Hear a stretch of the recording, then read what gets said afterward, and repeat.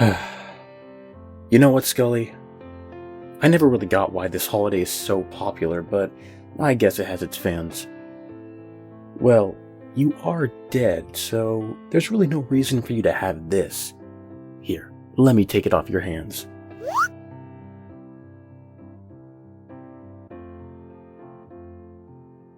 Happy Valentine's Day, everyone. Unlike last year, I'm not wearing any ridiculous costumes. No, this doesn't count. But I did decide to decorate just a little bit. And why not? This is the month of love, after all. And love never dies. For it is a feeling and emotion that everybody gets at some point in their life. Oh, and I almost forgot. These are for you. Here, catch. Divide those amongst yourself. And I also got you another great gift for today. A new story for all of you to enjoy. A tragic but horrifying tale of a loved one's return. Our main character soon learns that love truly never dies.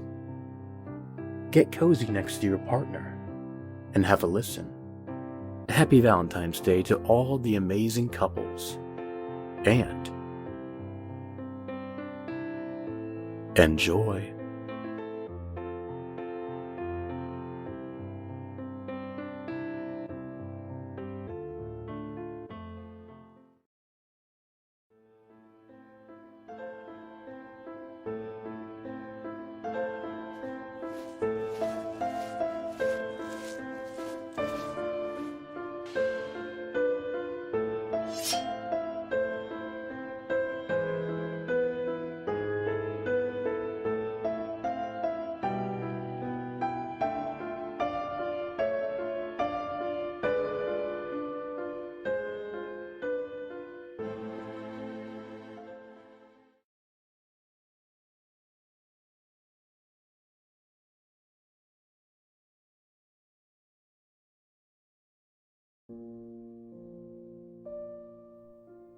Valerie Banks had been the most grieving, depressed person on planet Earth.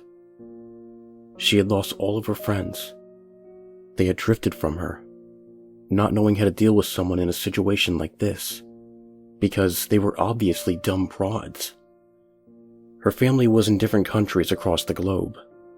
They didn't even know about her husband's death, the car accident that happened almost 2 years ago.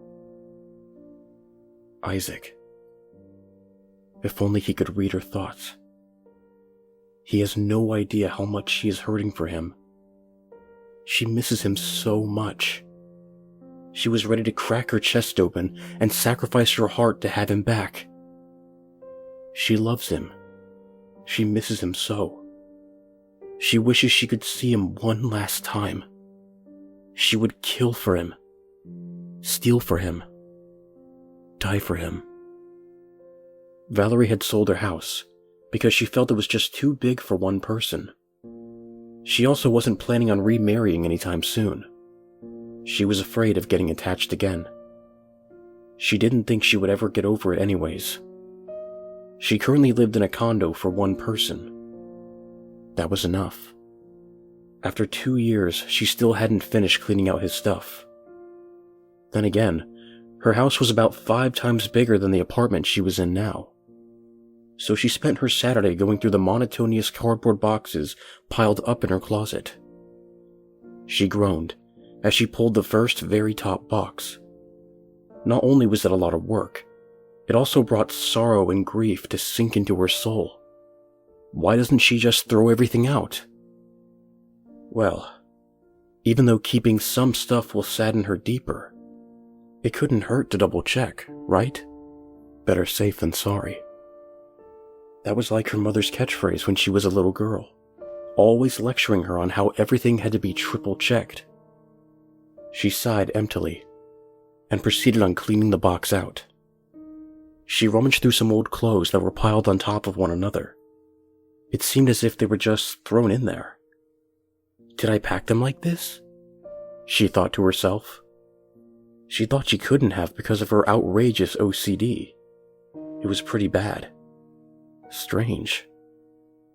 Maybe her head wasn't screwed on straight that day. How could it be after literally everything she'd had to clean out of his? His office at work, everything from the old house, canceling bank and credit card accounts. This was her life for the last 2 years. While of course, fitting in work 5 days a week, 12 hours a day. What a pathetic life hers turned out to be. After going through the whole massive monster of clothes, the next box looked like a heap of personal items and knickknacks of his. The first item she picked up was his favorite snow globe. It was a lookout of Manhattan during Christmas and the Thanksgiving parade. Tears blurred her vision as she clutched the snow globe to her chest, just to have a reason to look away from it. Her heart sank as the empty hole scratched around the rims of her heart. It was such an effort to breathe. Sobs ripped from her throat and chest, and she heaved heavy breaths. Her back quaked as she brought her knees up to her chest and sobbed. Just sobbed and let everything out. This was a daily thing. Just crying. But that damned hole just wouldn't heal. I guess she needed something to fill that hole. A better memory to take its place. A dog? No. Too much hassle. Too much responsibility. The weight of her heart shook and quaked from disturbance. After what seemed like hours, she returned to observing the snow globe, debating whether or not to keep it or toss it.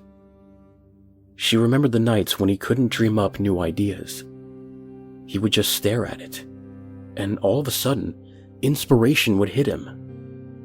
She remembered what she had gotten him for that Christmas. She choked back more tears and drew 2 big breaths in and put it in the keep box. The next item she scoped out was a small jewelry box. It was constructed of fine black marble and designs of neon reds fading to orange in the form of a vine, which looped themselves between each other across the top lid. She opened it slowly and found various thread and string necklaces and bracelets. The one she found at the very bottom of the shallow case winked in the light overhead. She found the main string to it and slowly took it out. She observed it in the palm of her hand. It was a small silver cross with a tiny replica of the crucifying of Jesus on the cross. She remembered always seeing a necklace escape underneath his shirts. They must have took it off and returned it to the house where they were dressing and preparing him for the funeral. She kept staring at it, and all she saw was his face. His beautiful face. She closed her hand around the pendant tight. When she opened it again, it left an imprint in the base of her hand. The marks even started to bleed. She sat there confused, but when she blinked, it was as if the blood had never been there. It disappeared. After that, she thought she heard a pained moan somewhere deep in her apartment outside the bedroom door. She shook off the feeling and gave herself a break until tomorrow. She slipped on the necklace and proceeded to bed as a wave of exhaustion hit her, even though it was only 6:30 p.m. That night, Valerie had a horrible nightmare. It was Isaac. He was searching for her, calling to her. The way he called her name was laced with fear. She kept turning and turning around looking for him, but it was literally nothing but pitch darkness. It was the same scene even if she closed her eyes. His calls grew louder, all at the same time, to the point where she had to close her hands tight over her ears and collapse to the ground. Her name echoed in the never-ending darkness, his voice overlapping each other in different tones, to the point where they were just incoherently screaming. Then all the screaming silenced, and she heard him whisper in her ear, as if he were right behind her. "Valerie." She whipped around and saw him. But it wasn't him. She gaped in horror unable to even scream. Isaac had blood dripping like tears from his eyes. Blackened flesh was dripping from his teeth, which now looked sharpened into fangs. His eyes were completely black. The only light she could see him from was the small red glowing pupils from deep within the only flaring light deep in his body. His nails were long and dirty. They curled inward against the skin of his fingers. He brushed the tips of them along her jawline, savoring every feature of her beauty.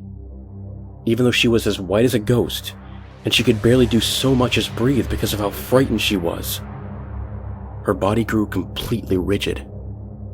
He bared his teeth in a demonic grin. He opened his mouth toward her, an implication that he was a demon hungry for her soul. Valerie awoke with a yelp, and she stood upright. As soon as she sat up, Isaac's necklace that she now was wearing under her clothes flew from her neck, breaking the thread clasp into the wall adjacent her bed and fell to the ground with a clatter. It flopped on the floor like a fish, jerking and quaking as the whole object was cascaded in a luminescent blood-red glow. She watched as it faded with a disgusted look. She felt nausea rising up in her throat. She thought she would have to run to the bathroom to upchuck. She did anyway, but only to retrieve her anxiety medication. She ran and steadied herself on the counter of the sink and yanked open the mirror cabinet, fumbling for the small orange container of small white capsules. She dry swallowed 2 pills and took several deep breaths. All the images flashed back to her, and she felt an array of tears threaten to spill from her eyes. She sniffled and fell against the blue tile wall behind her and slid down. She lay her legs and arms out limply, crying, sobbing, wishing she had the real Isaac back, wishing her life could be normal, wishing she never found the necklace. At that point, it sounded like someone was puffing out air in her ear very obnoxiously. He was right behind her. She looked past the open door, only to find a dark silhouette sitting in Isaac's favorite chair, which Valerie had decided to keep. She slowly rose up and used the counter for support to lift herself up. On the counter was a small paper cup for rinsing, and it clattered to the floor from Valerie accidentally hitting it, and scrunched up her face in fear and disapproval, waiting for the cup to finally halt. She slowly looked back at the silhouette, and if it was sleeping, its eyes opened. The same glowing red ones, staring straight at Valerie. She was standing, her knees half bent, growing tired. So she lifted herself up completely, but slowly. The silhouette rose as well, and took 1 step toward her. As soon as he stepped into the shining light of the bathroom, his dark figure turned normal, with the clothes on his back from the day he died.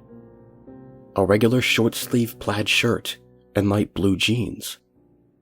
His red eyes disappeared with a blink, and out came his beautiful face, his shaggy, dirty blonde hair, and his cerulean blue eyes.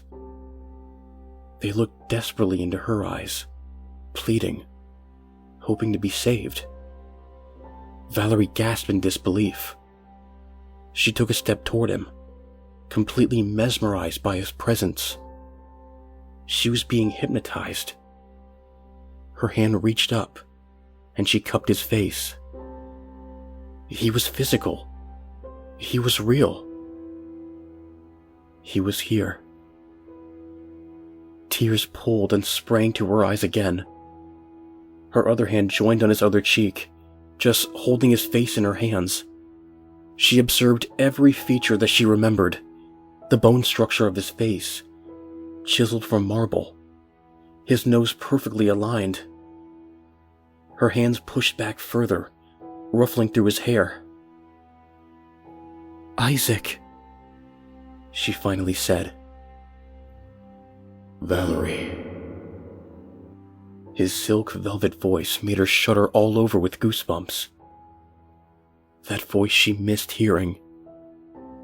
She advanced forward and pulled him into an embrace, tightly. Her hug was full of need and desire. Her arms were empty, and he was the only one who could fill them to make her happy. His arms came up around her back and closed her in tightly. His chin rested on her head as she sobbed helplessly. He was rubbing her soothingly, shushing her. She was flabbergasted. How was he here? Has God finally shown some sympathy for her? No. She didn't want to think about that right now. She just wanted to enjoy the company of Isaac for however long she needed. It seemed almost too real for him to be there. As her head lay against his chest was rising and falling with breaths of oxygen entering and exiting his system. His heart was beating at a steady pace. She gripped him closer to her, not ever wanting to let go again. He broke the silence. "Valerie." She said contently. "You have to help me." Valerie's eyes shot back open. Before she could question him, she felt a warm substance seep from his shirt to hers. She quickly jumped back to find blood splattered on different parts of his shirt, slowly forming at such a rapid speed. She looked down to find some of it already on her shirt.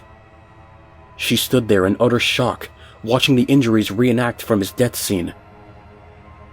As if the opposing car had rammed into him, he jerked to the side when the car T-boned him with so much force that it split his car in half vertically, and he flew backwards into the wall, right where the opposing car pinned him to a nearby tree on the sidewalk. Valerie's hands flew to her mouth in utter shock, afraid that a louder sound would come out more than she intended. He sunk to the ground, weak and lifeless. Valerie instinctively ran to his aid, and she slid on her knees. His head hung limp, as if he were a puppet that needed to be controlled. Valerie laid a comforting hand on his shoulder, her brows furrowed with concern. She leaned in, hopefully to catch a glimpse of his face. She had gotten too close. His head suddenly whipped up, staring at her with the same small red glowing pupils, and his fangs bared in an evil grin. Valerie threw herself backward in fear, scrambling onto her hands and knees to get away from him. He slithered upright, with no effort, now standing over her. The same expression in a stilled frame. Fear drowned her lungs, making any sound impossible. Her head slowly inclined to her left on the dresser where she put Isaac's cross. She thought and focused on how she would get it, and eyed the Isaac standing over her. She bolted for the dresser, flipping on her feet and snatching the necklace, oblivious to the moves that Isaac was making. She whipped around, and Isaac was right there. He grabbed her wrist with the necklace and squeezed. She felt her blood circulation rapidly cut off. She tried to pry off his wrist as she slowly sunk to the ground. She looked up at Isaac, and he was smiling down at her with those same red eyes and razor-sharp fangs. Her sight blurred. She felt weary and disoriented. Her head fell to the ground as she faded in and out of consciousness. She felt a sharp pain pierce cleanly through the base of her wrist, and lifted her heavy eyelids, and caught a glimpse of Isaac on his knees, cool fingers clasped firmly around her flaming wrist, teeth sunken into the vein, blood dripping from whatever holes it could slither through from the wound.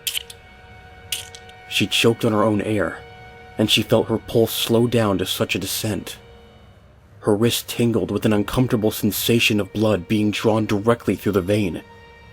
It grew more and more numb as she finally fell into a permanent darkness.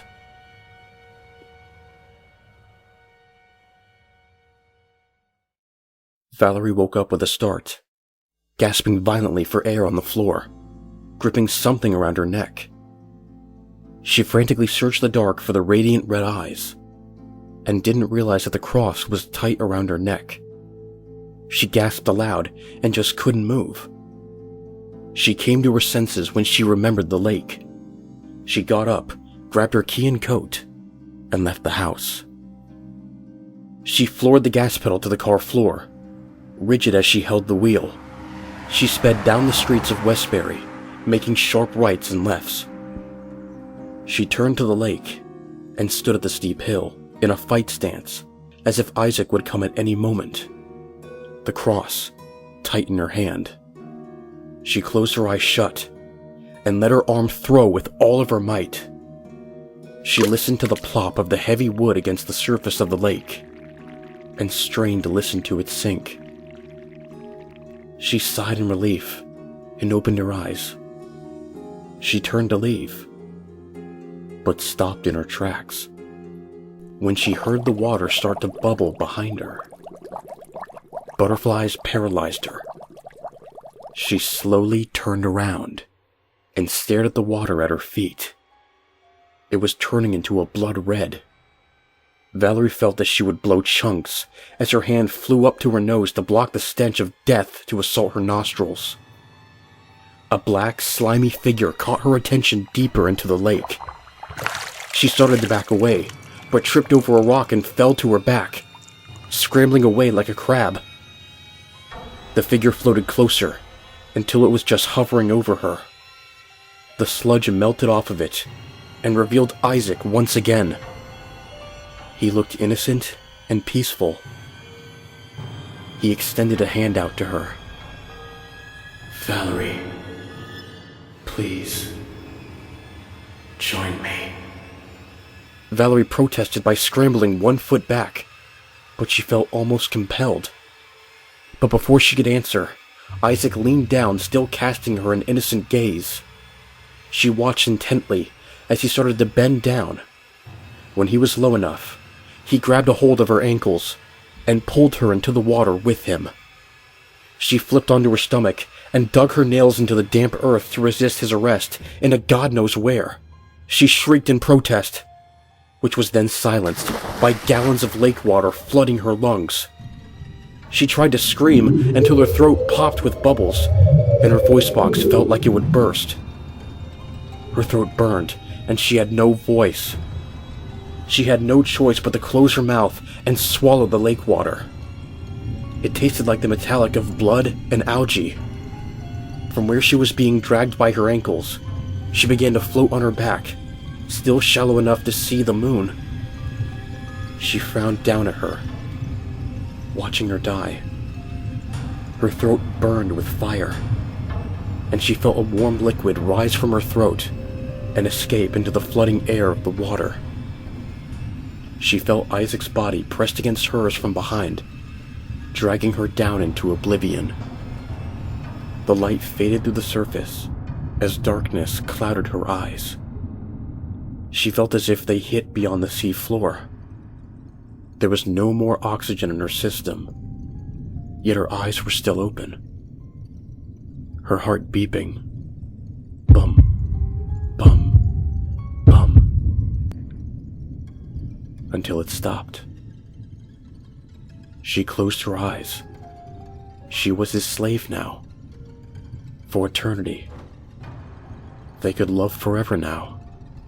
In the bowels of hell. Because love never dies.